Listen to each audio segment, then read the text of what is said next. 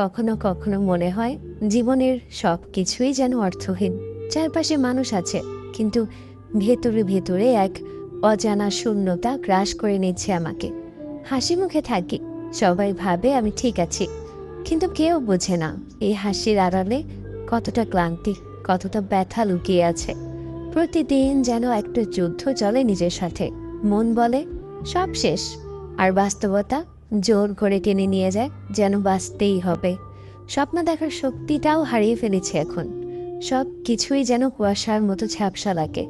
কখনো ভাবি, এতটা ভাঙা মন নিয়েও মানুষ কিভাবে বেঁচে থাকে। হয়তো এই বেঁচে থাকা একটা অভ্যাস হয়ে গেছে। যন্ত্রণার সাথেও এখন সম্পর্ক গড়ে ফেলেছি। হয়তো একদিন এই কষ্টটাই আমাকে শক্ত মানুষ বানাবে, কিন্তু আজ আজ আমি শুধুই ক্লান্ত, খুব ক্লান্ত।